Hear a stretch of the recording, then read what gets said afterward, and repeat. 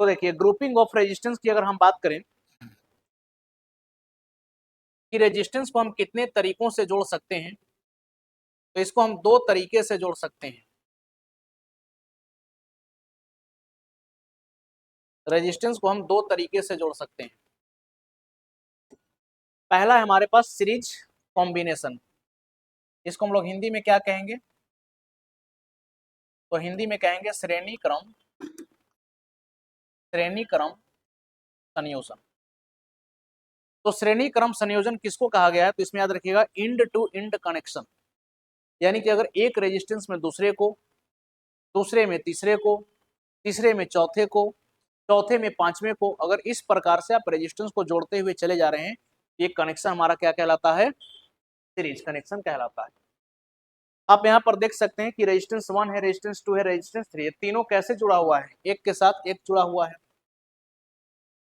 अब इसमें हम लोग देखते हैं कि अगर ये तीन रेजिस्टेंस हमारे पास है और इसको हम एक V वोल्ट के पोटेंशियल, V वोल्ट का पोटेंशियल सप्लाई कर दीजिए, या फिर एक ऐसा बैटरी जोड़ दीजिए जिसका पोटेंशियल कितना है V। यहाँ पर हम V वोल्ट का एक बैटरी जोड़ दिए, तो यहाँ से करंट निकला I, कितना करंट गया I, तो यहाँ पर भी करंट कितना है I, यहाँ तक करंट कितना आया I, यही I करंट हमारा आगे बढ़ा, यही I करंट हमारा आगे बढ़ा, और फिर यही I करंट जो है ये वापस से सर्किट में चला गया। देखिए हुआ क्या यहाँ पर कि रियल में जब यहाँ से करंट निकला तो करंट को आगे जाने के लिए सिर्फ और सिर्फ एक ही रास्ता दिखा, इसीलिए करंट उसी रास्ते के साथ गया, और जितना भी रेजिस्टेंस यहाँ पर हमारा था सारे रेजिस्टेंस को करंट क्या मिल गया, सेम। तो सीरीज कॉम्बिनेशन का सबसे पहला बात तो आपको याद रखना है कि current remains same across the resistance, यानी कि सभी प्रतिरोधों में विद्युत धारा की मान क्या रहेगी, समान, यानी कि यहाँ पर करंट का बंटवारा नहीं होगा।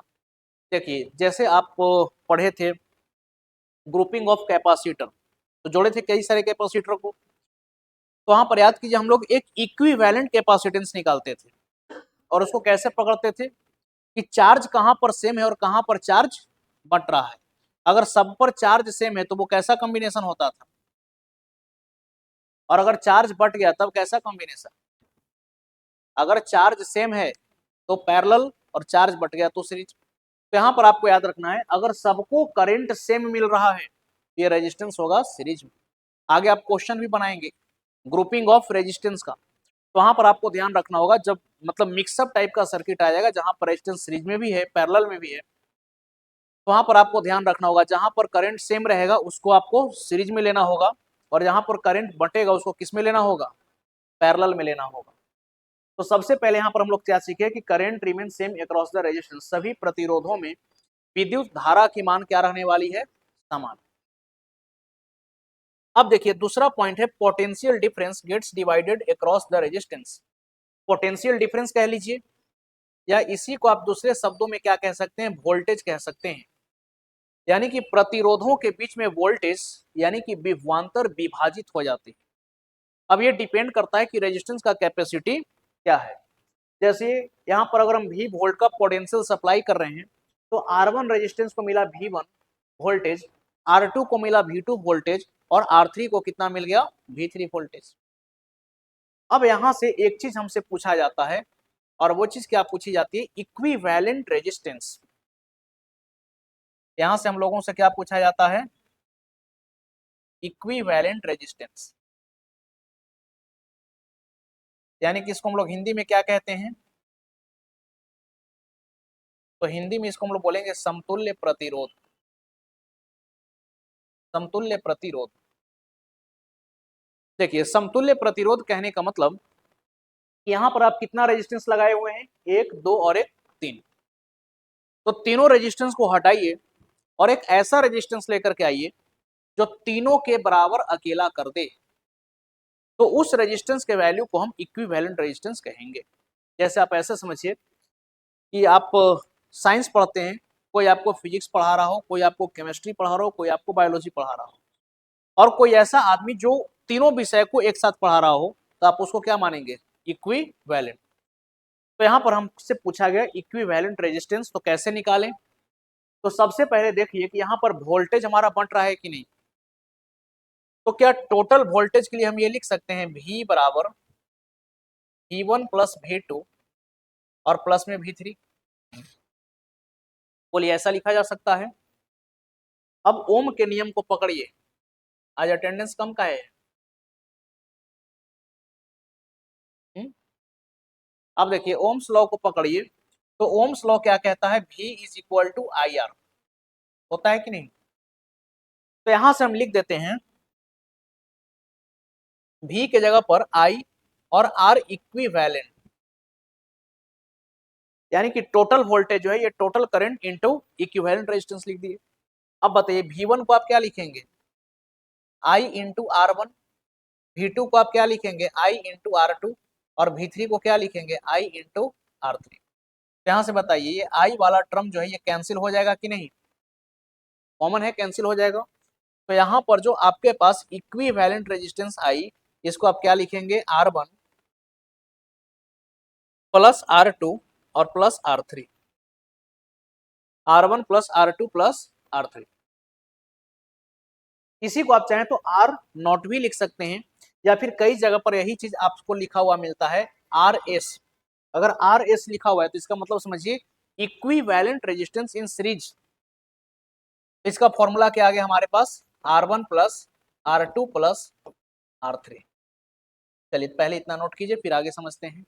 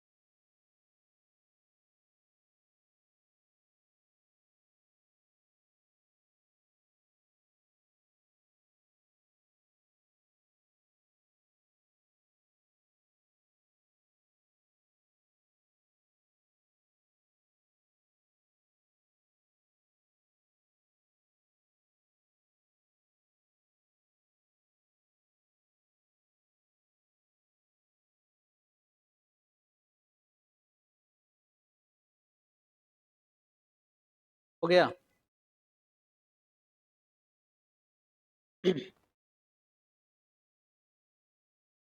चलिए तो हम लोग क्या देखें कि अगर रेजिस्टेंस सीरीज में जुड़ा हुआ है तो इक्विवेलेंट रेजिस्टेंस हमारा क्या आया? तो R1 plus R2 plus R3। अब आगे लिखिएगा 4 n नंबर ऑफ रेजिस्टेंस। लिखिए n प्रतिरोध के लिए, n प्रतिरोध के लिए ये 3 था, तो 3 के लिए हम क्या लिखे? R1 plus R2 plus R3। अगर n नंबर ऑफ रेजिस्टेंस होगा तब आप क्या करेंगे? R1 plus R2 plus R3 plus R4 plus इस प्रकार से जोड़ते जाएंगे कहां तक? तो nth नंबर ऑफ रेजिस्टेंस तक। यानी कि जितना रेजिस्टेंस है सबको क्या करना है? सीधा सीधा जोड़ते चलते जाना है। इसके बाद क्या लिखेंगे? 4 n number of identical resistance. लिखिए समान मान वाले समान मान वाले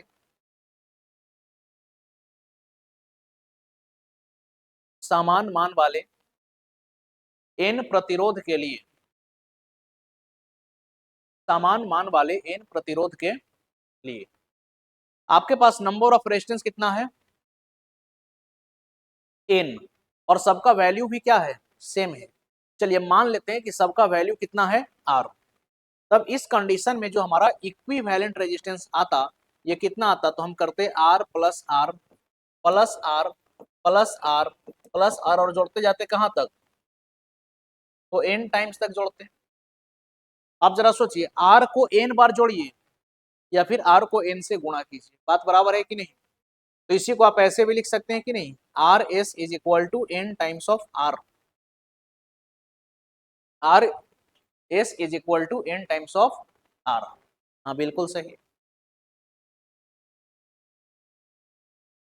चलिए यहां तक क्लियर हुआ।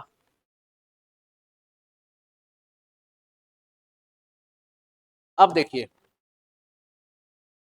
जरा सा एक बात समझिएगा, मान करके चलिए कि हमारे पास एक रेजिस्टेंस है 2 ओम का, इसमें हम एक रेजिस्टेंस लगाए 3 ओम का और एक रेजिस्टेंस लगाए 5 ओम का, और हमसे पूछा गया कि इक्विवेलेंट रेजिस्टेंस बताइए। हमसे क्या पूछा गया कि आर इक्विवेलेंट क्या होगा, तो हम लोग कैसे निकालेंगे, तो सिंपल सा बात करेंगे कि R equivalent is equal to R1 plus R2 plus R3, यानी कि कितना, तो 2 प्लस 3 प्लस 5, यानी कि 2 3 5 और 5 कितना हो जाएगा, 10 ओम। ये हमारा आंसर हो जाता है। तो यहाँ पर बताइए कि 2 ओम, 3 ओम और 5 ओम, ये तीनों रेजिस्टेंस को हटा करके आपको अगर एक रेजिस्टेंस डालना होता जो तीनों के बराबर काम कर दे, तो उस रेजिस्टेंस का वैल्यू कितना होता, 10 ओम। तो यहाँ पर आपका इफेक्टिव रेजिस्टेंस बढ़ा कि घटा, समतुल्य प्रतिरोध का मान बढ़ गया कि घट गया, तो यहाँ पर समतुल्य प्रतिरोध का मान क्या हुआ है, बढ़ा है। 10 ओम का रेजिस्टेंस लगाइएगा तब तीनों के बराबर काम करेगा, तो समतुल्य प्रतिरोध का मान क्या है, इंडिविजुअल रेजिस्टेंस से क्या है, ज्यादा है। यहाँ पर नोट में एक बात लिखिएगा, नोट में एक बात लिखिएगा, in series combination total effective resistance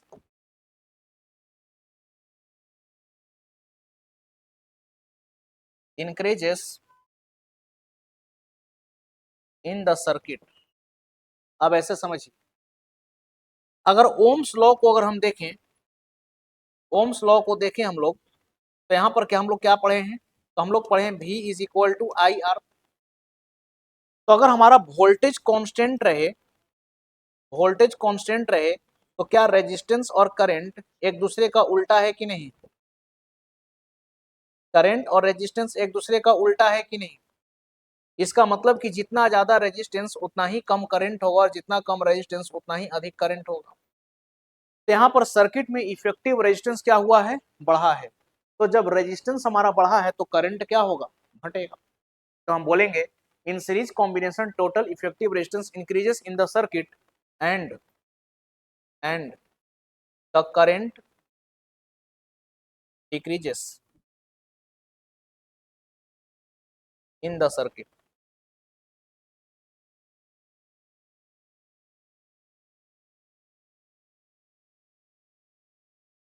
लिखिए श्रेणी क्रम संयोजन में, श्रेणी क्रम संयोजन में समतुल्य प्रतिरोध की मान बढ़ती है। श्रेणी क्रम संयोजन में समतुल्य प्रतिरोध की मान बढ़ती है, जिससे बढ़ती है जिससे किसी विद्युत परिपथ में, जिससे किसी विद्युत परिपथ में विद्युत धारा की मान, जिससे किसी विद्युत परिपथ में विद्युत धारा की मान कम हो जाती है, जिससे किसी विद्युत परिपथ में विद्युत धारा की मान कम हो जाती है। तो यहाँ पर हम लोग क्या क्या सीखे? तो यहाँ पर हम लोग सीखे कि सीरीज में जब भी रेजिस्टेंस को जोड़ेंगे तो करंट हमारा सेम रहेगा, लेकिन वोल्टेज बढ़ जाएगा। टोटल इफेक्टिव रेजिस्टेंस बढ़ेगा और करंट का वैल्यू सर्किट में क्या होगा? घटेगा। कितना बात क्लियर है? यहां तक समझ में आया? आगे बढ़े। चलिए, तो नेक्स्ट जो हमारा है ये है पैरेलल कॉम्बिनेशन। अब ये चीज जो है चलिए हिंदी में यहाँ पर नहीं है। चलिए अब आइए पैरेलल कॉम्बिनेशन। इसको हम लोग हिंदी में क्या बोलते हैं? समांतर क्रम संयोजन। पैरेलल कॉम्बिनेशन इसको हम लोग क्या कहेंगे? समांतर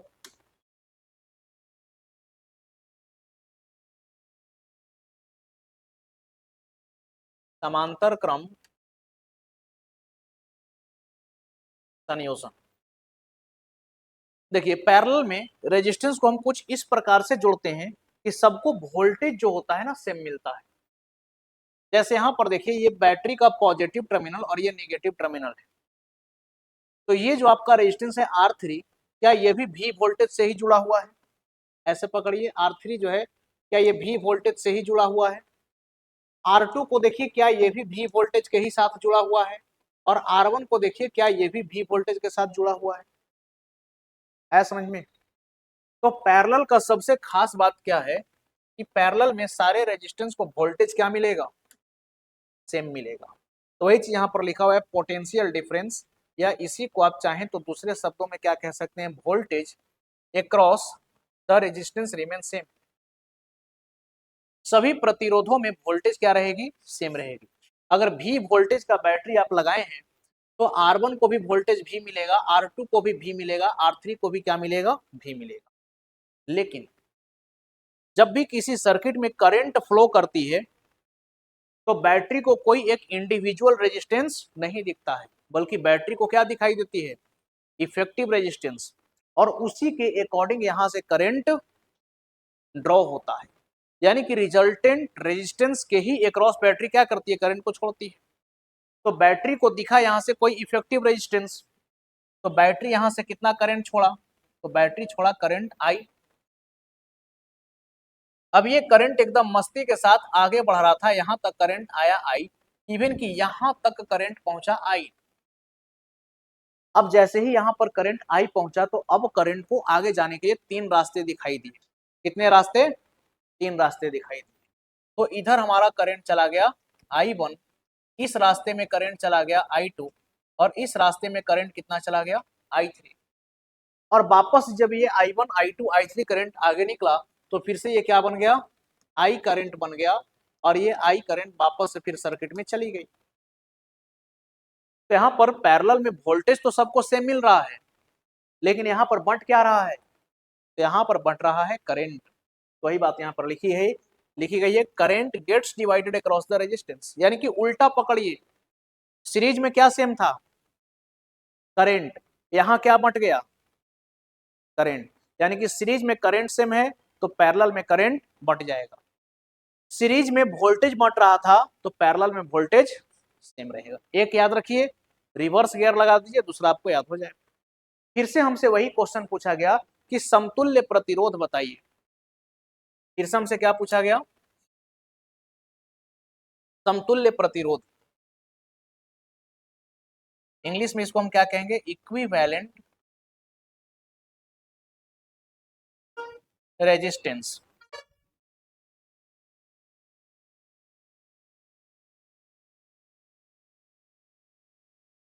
यानी कि समतुल्य प्रतिरोध। समतुल्य प्रतिरोध कहने का मतलब हुआ कि यहां पर जो आप तीन रेजिस्टेंस लगाए हैं ये तीनों को हटाइए और एक ऐसा रेजिस्टेंस डालिए जो तीनों के बराबर क्या करे? अकेला काम कर दे। तो यहां पर हम ये देख रहे हैं कि यहां पर बंट क्या रहा है? करंट। तो यहां से अगर आप टोटल करंट लिखना चाहते हैं तो क्या I बराबर लिख सकते हैं I1 plus I2 plus I3। बोलिए हाँ या ना?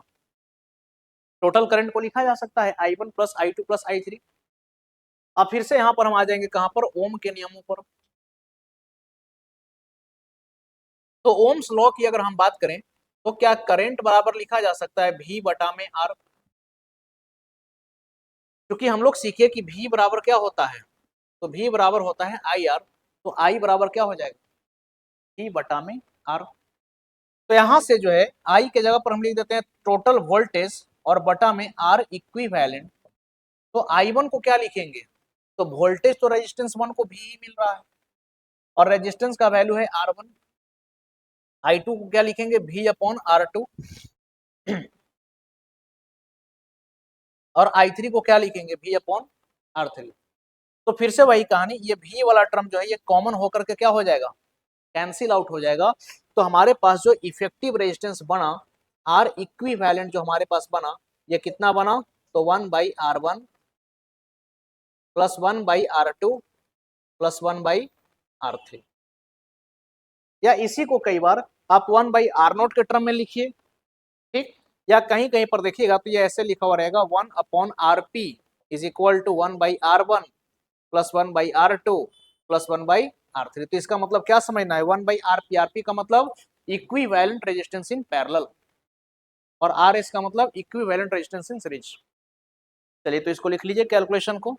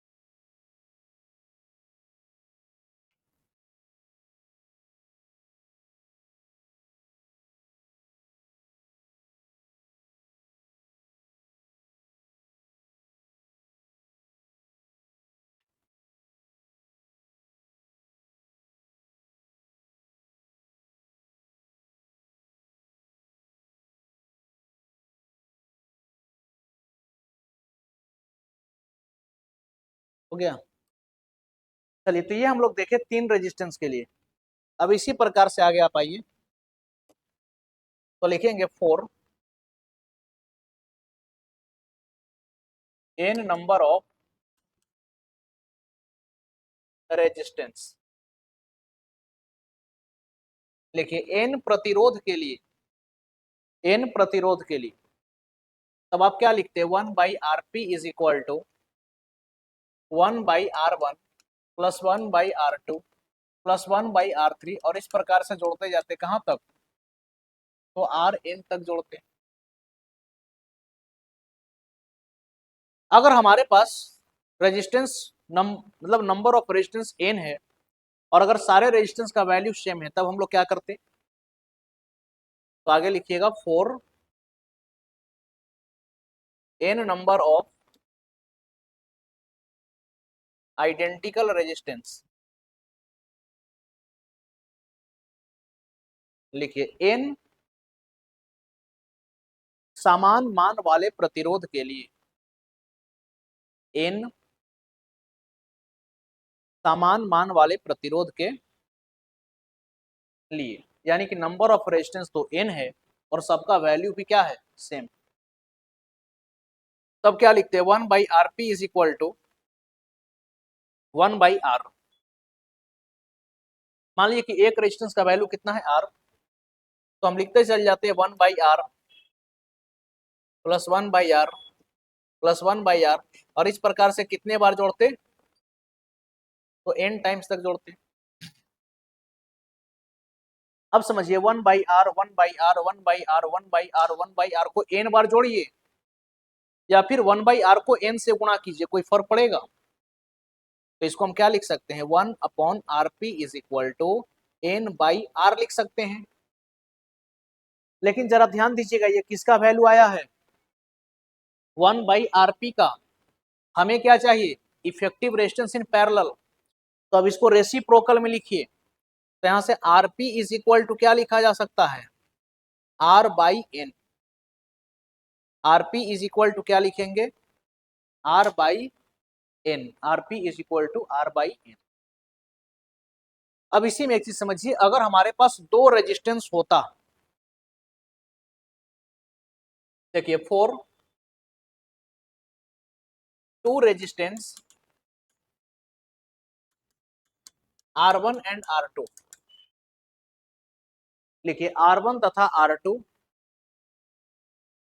मान वाले दो प्रतिरोध के लिए, R1 तथा R2 मान वाले दो प्रतिरोध के लिए,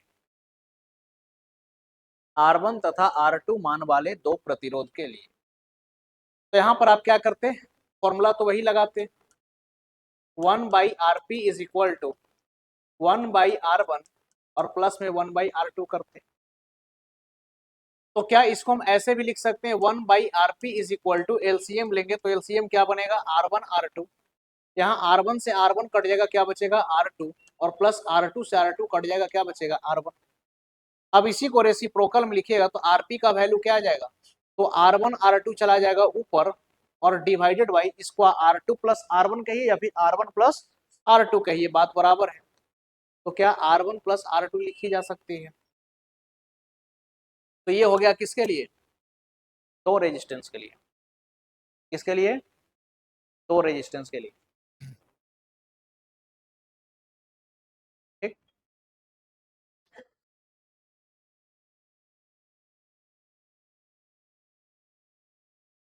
यानी कि जब भी दो रेजिस्टेंस आपके पास है और इफेक्टिव रेजिस्टेंस आपसे पूछे तो दोनों को गुणा कीजिए और जोड़ के भाग लगाइए, दोनों को गुणा कीजिए जोड़ करके भाग लगाइए। अब एक चीज समझिए, मान करके चलिए कि हमारे पास एक रेजिस्टेंस है 3 ओम का, एक दूसरा रेजिस्टेंस है, एक दूसरा रेजिस्टेंस है ये भी है 3 ओम का, और एक तीसरा रेजिस्टेंस है ये भी है 3 ओम का।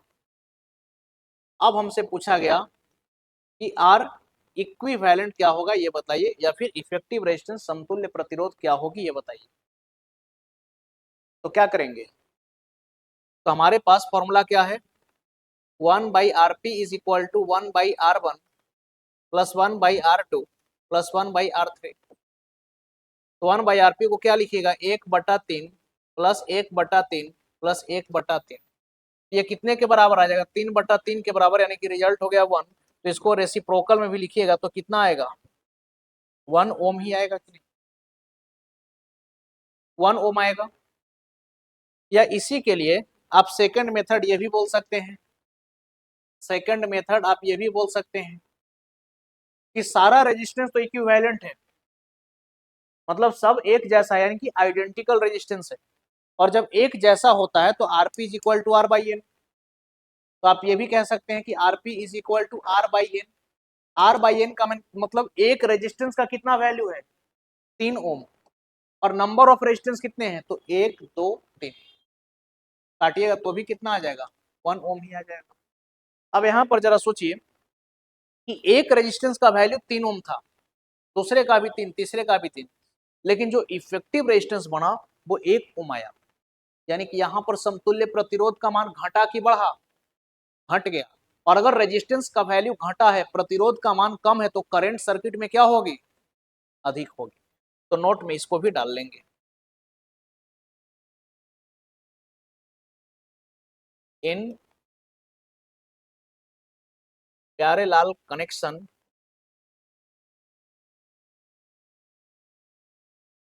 Total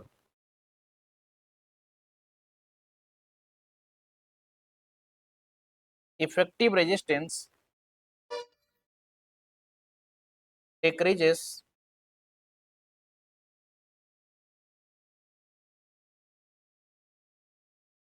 and current increases in the circuit। Hindi में लिखना चाहेंगे तो लिख लीजिएगा, समांतर क्रम संयोजन में, समांतर क्रम संयोजन में समतुल्य प्रतिरोध की मान घटती है। समांतर क्रम संयोजन में समतुल्य प्रतिरोध की मान घटती है तथा तथा किसी विद्युत परिपथ में विभवांतर की मान बढ़ती है तथा किसी विद्युत परिपथ में विभवांतर की मान तथा किसी विद्युत परिपथ में विद्युत धारा, विभवांतर काट दीजिएगा, विद्युत धारा की मान बढ़ती है तथा किसी विद्युत परिपथ में विद्युत धारा की मान बढ़ती है। ये चीज क्लियर हो गया। तो ये हम लोग सीरीज और पैरेलल कॉम्बिनेशन को सीखे, बेसिक बात। अब आइए एक चीज लिखिएगा,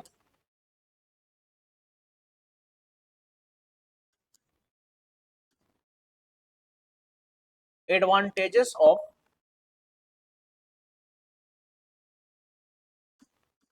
पैरेलल कनेक्शन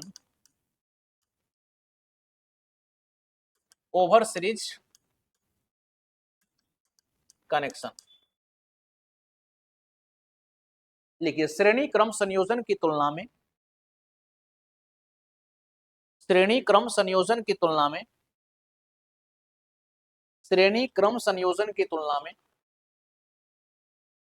समांतर क्रम संयोजन की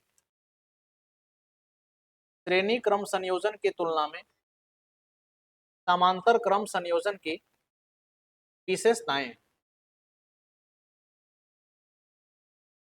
श्रेणी क्रम संयोजन की तुलना में समांतर क्रम संयोजन की विशेषताएं। देखिए ये कैसा है, तो इस कॉम्बिनेशन को हम बोलते हैं सीरीज।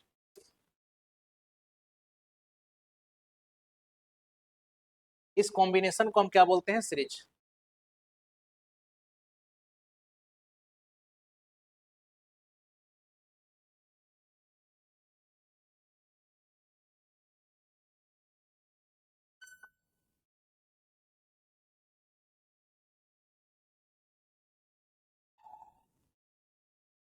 और इस कॉम्बिनेशन को हम क्या बोलते हैं,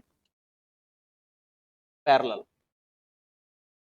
ये रेजिस्टेंस 1, ये रेजिस्टेंस 2, ये रेजिस्टेंस। अब इसमें पहला बात तो ये सीखे कि इसमें वोल्टेज बढ़ जाता है, इसको V1 मिला, इसको V2 मिला, इसको V3 मिला, जबकि इसको करंट I मिलेगा, इसको भी करंट I मिलेगा, इसको भी करंट I मिलेगा। यहाँ पर क्या होता है कि अगर इसका वोल्टेज भी है तो यहाँ पर सबको वोल्टेज सेम मिलेगा, लेकिन यहाँ पर करंट क्या हो जाता है, बढ़ जाता है। तो पहला पॉइंट क्या लिखेंगे कि in parallel connection potential difference across इस resistance remains same, but in series potential difference gets divided। लिखिए, समांतर क्रम संयोजन में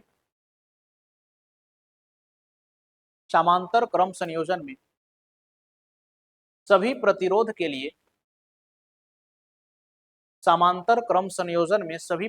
के लिए विभवांतर की मान समान रहती है। विभवांतर की मान समान रहती है, परंतु श्रेणी क्रम संयोजन में विभवांतर विभाजित हो जाती है।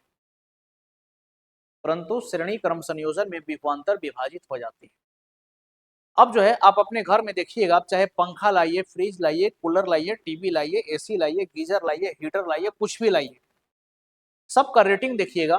जैसे एसी का रेटिंग आप देखिएगा तो 2200 वाट, 220 वोल्ट, 50 से 60 हर्ट्ज। पंखे का रेटिंग देखिए तो 90 से 100 वाट, 220 वोल्ट, 50 से 60 hertz.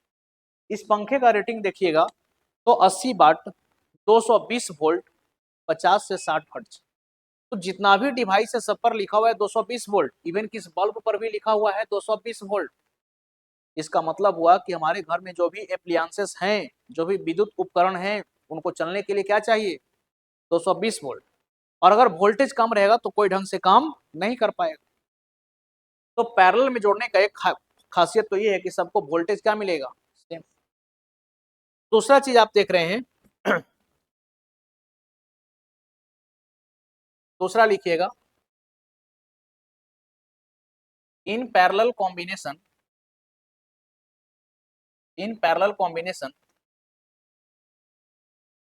Resistance decreases while in series combination resistance increases। लिखिए, समांतर क्रम संयोजन में समतुल्य प्रतिरोध की मान कम होती है। समांतर क्रम संयोजन में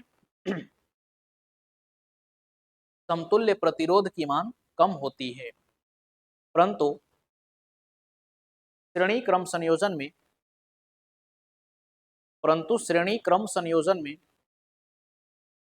समतुल्य प्रतिरोध की मान अधिक होती है।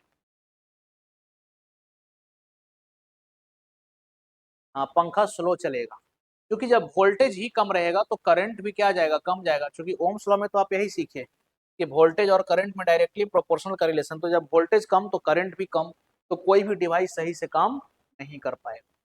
तो दूसरा खासियत यह है कि हम क्या चाहेंगे कि सर्किट में रेजिस्टेंस अधिक हो या कम हो, कम हो।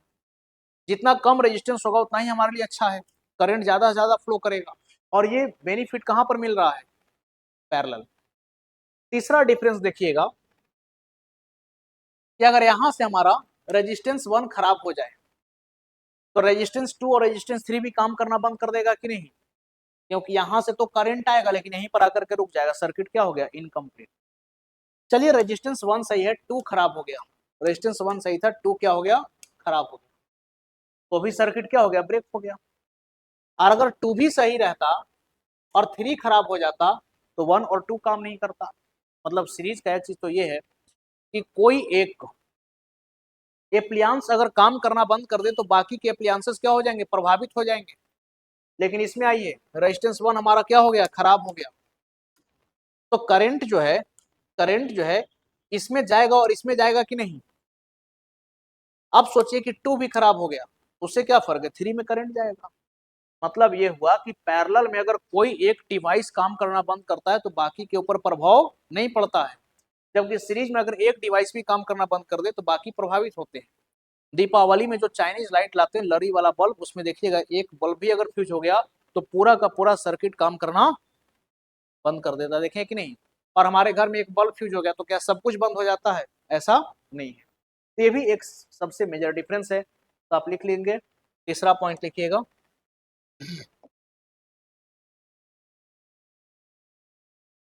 In parallel combination if one appliance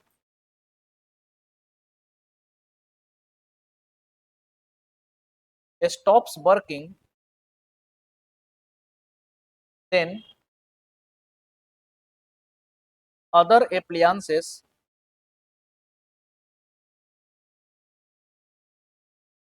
will not be affected। लिखेंगे, समांतर क्रम संयोजन में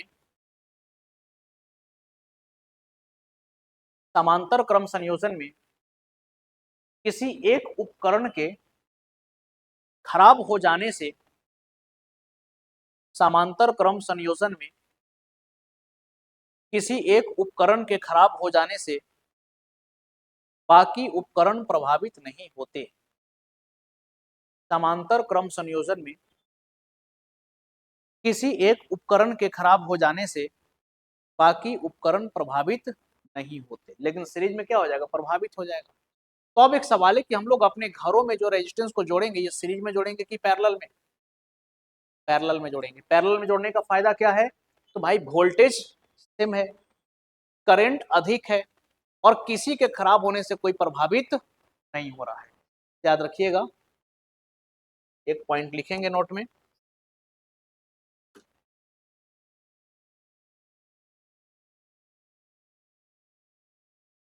in our homes electrical appliances